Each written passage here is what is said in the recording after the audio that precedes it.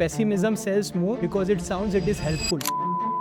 ये आत्मा आ जाती है कि सर हम ये गंदगी कैसे करेंगे। ये अगर हमें डेवलप नेशंस जैसा खाना खाना है, it comes at a cost. Raw material कहाँ से आ रहा है, चाइना से आ रहा है, यूरोप से आ रहा है, वो कोई चेक नहीं कर रहा। जो बैचेस हो रहे हैं उनकी टेस्टिंग वापस नहीं हो रही है। फूड प्रोडक्ट जैसे मान लो पनीर है, तो उसे थर्ड पार्टी टेस्ट करवाना है, तो उसका क्या प्रोसीजर.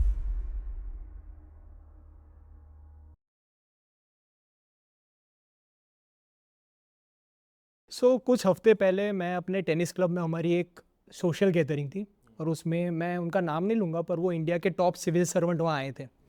तो मैंने बातों बातों में, वो मेरे सब्सक्राइबर हैं, शायद वो देखते होंगे, तो उन्होंने मुझे कहा कि क्या चल रहा है, क्या है आगे की, क्या प्लान है. तो मैंने इसके बारे में बताया कि हम लोग फूड सेफ्टी और क्वालिटी पर बात करने वाले हैं.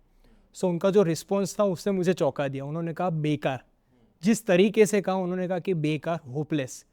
तो मैं वही सवाल आपसे पूछूंगा कि इंडिया में जो हमारी फूड, जो कॉमन हम लोग खाते हैं रोज़मर्रा की ज़िंदगी में, तो उसकी क्वालिटी और सेफ्टी में आउट ऑफ 100 आप उसे कितना स्कोर देंगे और उस पर आप क्या कहना चाहेंगे? यार अगर मैं कोई स्कोर दूंगा तो वो ब्लैंकेट हो जाएगा.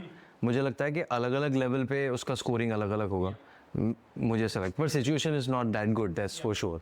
That would be my initial statement. हम स्कोरिंग किसके कंपैरिजन में कर रहे हैं वो इम्पॉर्टेंट है कि हम दूसरी कंट्रीज़ के कंपैरिजन में कर रहे हैं या फिर जस्ट इंडिया को देख रहे हैं. अगर दूसरी कंट्रीज़ के कंपैरिजन में कर रहे हैं, जो डेवलप्ड कंट्रीज़ है या डेवलपिंग कंट्रीज़ है, तो उसके कंपैरिजन में हमारा फूड क्वालिटी कम है अभी.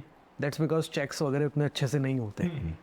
अगर हम ये कंपेयर करते हैं कि सिर्फ इंडिया के अंदर कैसा चल रहा है, तो things are improving because of influencers and FSSAI भी आजकल काफ़ी एक्शंस लेने लग गए. तो things are getting better, but I feel अभी 2-3 साल लगेगा उस लेवल पे पहुंचने के लिए. मतलब इम्प्रूविंग ट्रेंड है. या डेफिनेटली. या अब इसमें आपने जो बात की कि डेवलप्ड वर्सेस अंडर डेवलप्ड और डेवलपिंग नेशंस, तो इसमें कहाँ दिक्कत कहाँ आ रही है? बेंचमार्क सेट करने में, रूल्स सेट करने में, या फिर उसे ट्वीक करने में?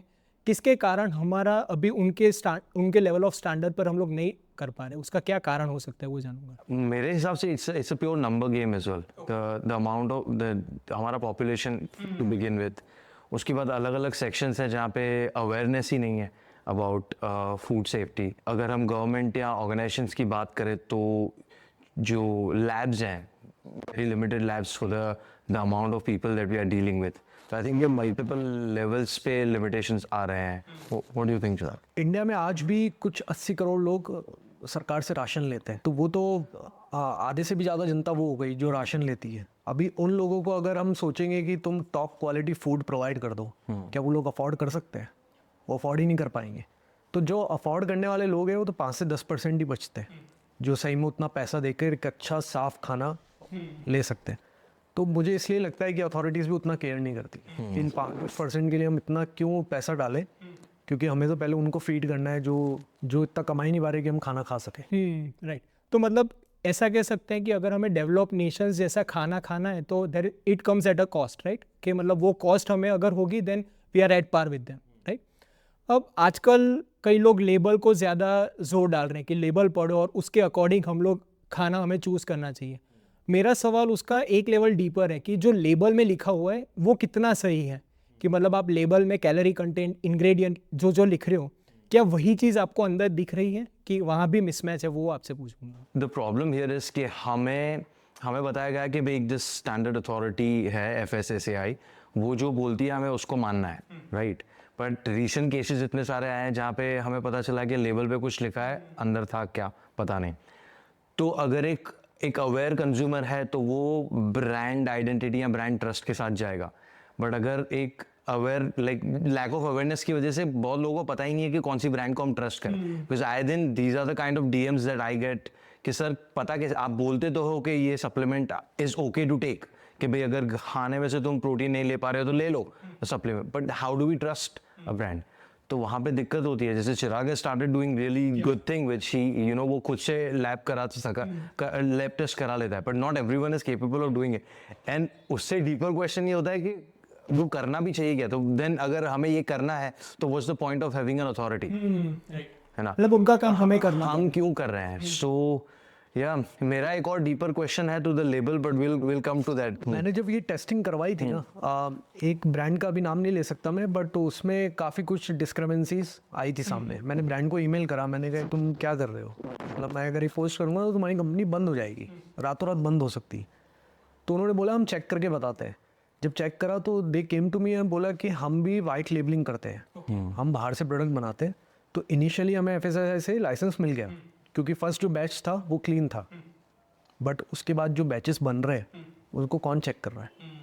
तो वो फर्स्ट बैच के हिसाब से तो लेबलिंग उन्होंने बिल्कुल सही कर रखी थी, बट कंटिन्यूस रॉ मटेरियल कहाँ से आ रहा है, चाइना से आ रहा है, यूरोप से आ रहा है, वो कोई चेक नहीं कर रहा।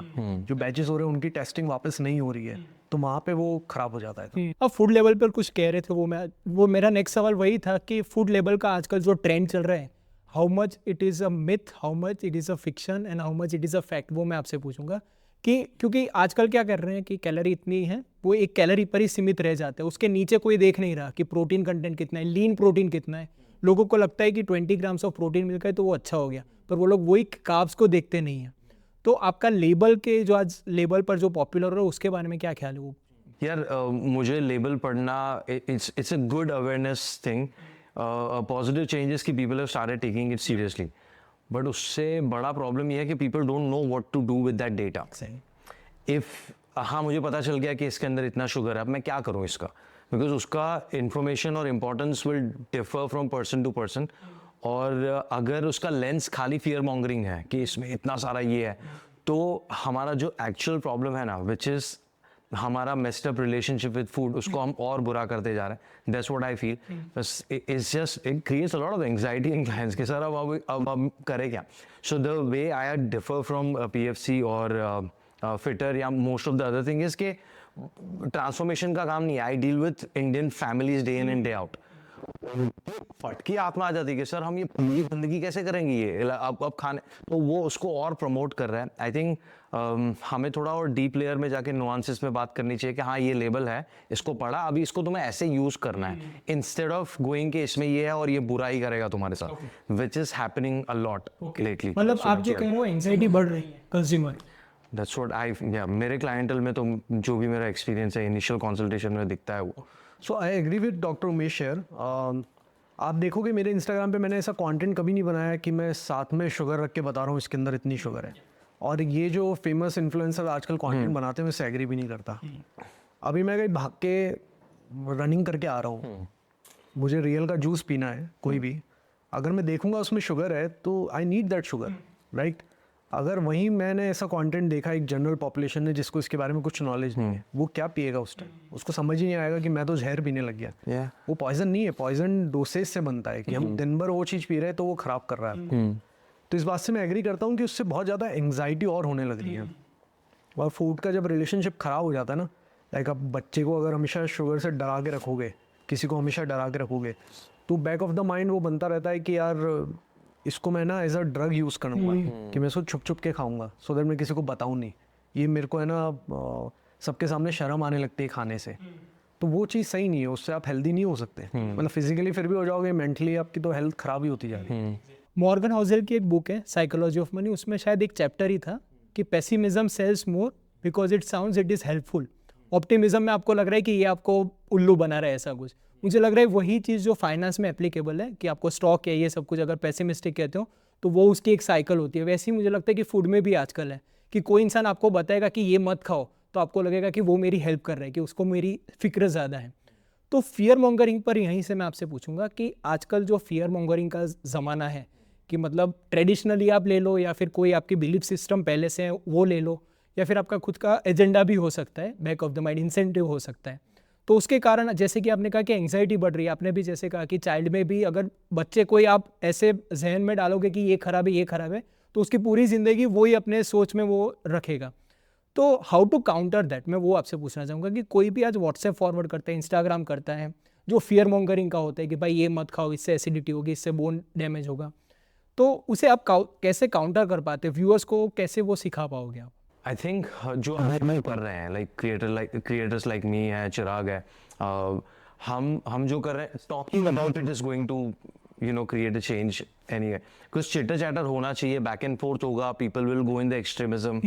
But this is one of the very important steps of paradigm shift, which we are उसके बीच में ही है. Sad thing ये है कि हम जैसे creators are less in comparison to the fear mongers, और उसमें problem, उसमें भी pure number game है. हम थोड़ी देर पहले इसी के बारे में बात कर रहे थे कि fear sells.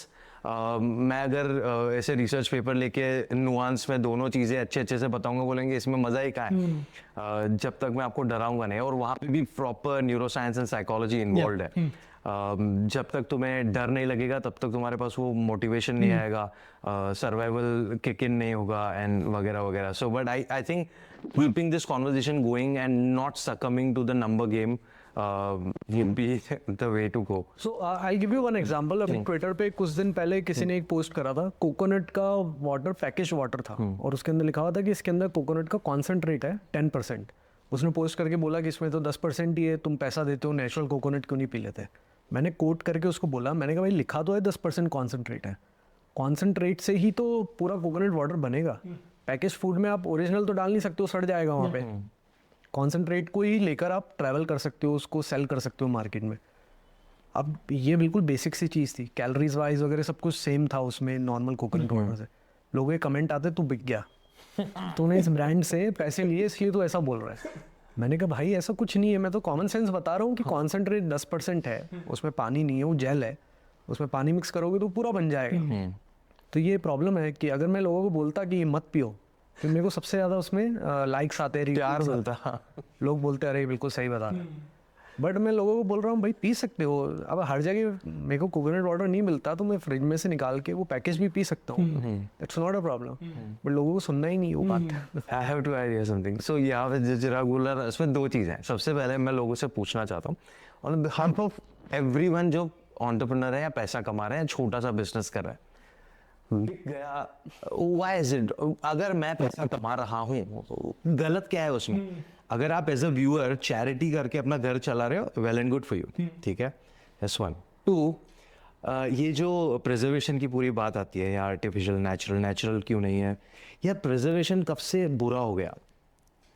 हम सबके घरों में जो अचार है, रख दो मैंगो को ऐसे ही अपने घर में, कितने दिन चलता है देखते हैं. अगर मैंगो का पिकल तुम्हें अच्छा लग रहा है बिकॉज वो प्रिजर्व हो रखा है ऑयल और सॉल्ट के अंदर, and that's what you love. सासू माएँ, मम्मी लोग अचार खिला खिला के सबको, तुमने बचपन हमारा ऐसे बिताया, और अचानक से it's just so selective bias. And बिक गया पे तो मेरा बहुत जाता है. क्या बिक गया, चलो मान लो हम ब्रांड से पैसा ले भी रहे हैं, तो यू डोंट यू हैव दिमाग, लॉजिकली तुम डिफरेंशिएट नहीं कर सकते कि कोई कैसे इन्फॉर्मेशन देके तुम्हें कोई प्रोडक्ट बेच रहा है. अब मान लो आज किसी के पास पैसे हैं और उसे किसी प्रोडक्ट, फूड प्रोडक्ट जैसे मान लो पनीर है, तो उसे थर्ड पार्टी टेस्ट करवाना है, तो उसका क्या प्रोसीजर और कौन कौन से मेथड्स यूज होते हैं वो आप हमें बताएं. आप गूगल पे जाके सर्च करोगे फूड लैब नियर मी, आराम से हर सिटी में फूड लैब मिल जाएगा. बस मेक श्योर करो वो NABL एक्रीडेटेड हो और FSSAI से लाइसेंस्ड हो. नहीं तो कोई रैंडमली फूड लैब तो घर में भी चला रहे लोग, बट वो जब लाइसेंस नहीं होती तो रिजल्ट्स वेरी हो सकते हैं. लाइसेंस होने से ये होता है कि उनके एक टेस्टिंग का जो मेथड होता है वो हमेशा सेम रहेगा सारे लैब्स का. आप प्रोडक्ट खरीदो, प्रोडक्ट को किसी ट्रांसपेरेंट या किसी ऐसा पैकेट के साथ मत भेजो जो ब्रांड लिखी हुई है उस पर. उसके साथ भी प्रॉब्लम ये है कि अगर हम जब पैकेट के साथ भेज देते हैं ना, तो लैब पढ़ लेती है इसमें लिखा तो है सब, ये का ये रिपोर्ट में छाप के दे देते हैं, क्या पता टेस्टिंग हुई ना हो. तो उसको हमेशा विदाउट लेबलिंग भेजो, जैसे वो आया वैसे ही भेजो, कि ठंडा आया तो ठंडा ही भेजना है, सो दैट वो ट्रांसपोर्ट में ख़राब ना हो. लैब वाले कहीं ना कहीं, अगर आप सिंपल प्रोटीन कंटेंट की बात करोगे, जस्ट प्रोटीन कंटेंट, तो 150 से 200 रुपये का टेस्ट है. पूरा अमाइनो प्रोफाइल निकालेंगे हम तो कुछ 17-18 हज़ार रुपये लगते हैं. हैवी मेटल करेंगे तो 3 से 5 हज़ार रुपये का खर्चा है. पेस्टिसाइड्स करोगे तो अनदर पेस्टिसाइड्स की प्रोफाइल कुछ 22 हज़ार के आसपास आती है. तो एक बेसिक प्रोटीन कंटेंट तो तुम निकाल सकते हो. पूरा कैलोरी का निकालोगे कि इसमें फैट कितना है. सपोज आप एनालॉग पनीर करते हो, तो उसमें अगर आप कैलोरी का निकालोगे फैट ज़रूर से ज़्यादा आता है, इसका मतलब कि पनीर नकली है. तो उसका भी खर्चा कुछ 3-4 हज़ार रुपये का आता है. एक बार किसी एक शॉप का टेस्ट करवा लिया, एक बार ब्रांड का करवा लिया, टेस्ट सही आता है तो मतलब यू कैन ट्रस्ट दैट. फिर 6 महीने बाद वापस करवा लेना. और उसमें बैच टू बैच वेरिएशन होता है आपने? वो तो वेरिएशन रहेंगे, हमेशा रहेंगे. क्योंकि आपने शायद 6 महीने पहले वही ब्रांड का करवाया हो और उसके बाद करवाया हो, तो कुछ डिस्क्रिपेंसी मिली है कि हमने ऐसा एक वे प्रोटीन का करवाया था, तो 2-3 ग्राम ऊपर नीचे होता रहता है। वो तो माइनर बफर लिमिट भी होती है 5-10। Yes, yes, yes. तो अब प्रोटीन का तो हम लोग बाद में देखेंगे, पर डेली हमारी फूड आइटम्स हैं तो उसमें कौन सी मेथड्स यूज़ होती हैं? क्योंकि आपने जो प्रोटीन प्रोफाइलिंग की वो तो शायद प्रोटीन सप्लीमेंट वे की होगी, पर मान लो मुझे कोई नॉर्मल फूड आइटम पर करनी है, सोया पर करनी है, तो उसमें भी आप मैक्रो टेस्टिंग ही करते हो कि आजकल NMR करके भी कुछ आ रहा है न्यूक्लियर? सो सोया पे मैक्रो टेस्टिंग का तो कोई मतलब नहीं है, इट्स अ ड्राई थिंग। बस सोया पे यू कैन डू पेस्टिसाइड्स का टेस्ट, दैट इज इंपॉर्टेंट कि उस पर रेसिडुअल तो ज़्यादा नहीं आ रहा पेस्टिसाइड। वैसे तो हम बॉईल करके खाते हैं, वो निकल जाता है सारा, डजंट मैटर, बट कुछ लोग होते हैं जो डायरेक्ट ग्रेन करके भी खा रहे हैं, रोस्ट करके भी खा रहे हैं, तो पेस्टिसाइड्स का करवा लोगे तो बेस्ट है। अब फूड सेफ्टी का एक टॉपिक जो रह गया था वो माइक्रो प्लास्टिक का था। आजकल काफ़ी ट्रेंडिंग में है कि माइक्रो प्लास्टिक से, और फिर लॉन्ग टर्म उसके कॉन्सिक्वेंस में ये वापस वो कैंसर वाला शब्द आ गया। तो उसके बारे में क्या हम लोग डिसिफर करना चाहेंगे? Is it a health hazard which is proclaim by the influencers, और it is just a scaremongering? Okay, अभी हम at this very moment we are inhaling microplastic. ये सोफा में से माइक्रोप्लास्टिक निकल रहा होगा, तो we have to start looking at the larger picture. Microplastic पे जो स्टडीज़ की हम बात कर रहे हैं, जो लॉन्ग टर्म हेल्थ इफेक्ट्स देगा, वहाँ पे भी द वर्ड इज यूज मे। तो what ideal advice would be to try and minimizing things which are making you ingest microplastic, but you don't have to create a hawa around it. अभी जो FSSAI का जो आया था कि plastic bottles को high category वगैरह में डाला है, चिराग प्लीज एक्सप्लेन। सो माइक्रोप्लास्टिक हर जगह है, इस बात को एक्सेप्ट कर लो। हवा में भी है, पानी में भी है, सब जगह है। सेम वे में जैसे अगर मैं किसी को बोलूँगा यार पोल्यूशन हो रहा है, अभी मैं सांस लेना छोड़ देता हूँ, अभी क्या करेंगे? तुम कितने लोगों को ऐसे जानते हो जिनकी गाड़ी में भी प्यूरीफायर है, घर में भी प्यूरीफायर है? ऐसे बहुत कम लोग हैं। तुम्हारे घर में नहीं होगा एयर प्यूरीफायर, फिर भी तुम ले रहे हो। अभी आज भी पुणे का 136 AQI है, दिल्ली का अराउंड 400-500 होगा।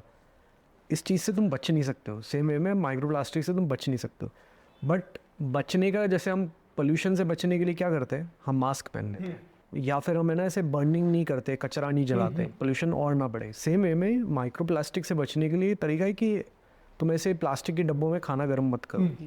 अगर तुम्हारी वाटर बॉटल धूप में पड़ी है गाड़ी के अंदर, तो वो मत यूज़ करो। ये सब बेसिक कॉमन सेंस की, जहाँ भी प्लास्टिक गर्म हो रहा है तो ज़्यादा लीच करेगा फूड के अंदर, वो सब चीज़ें मत करो। इसके अलावा और कोई तरीका नहीं बचने का।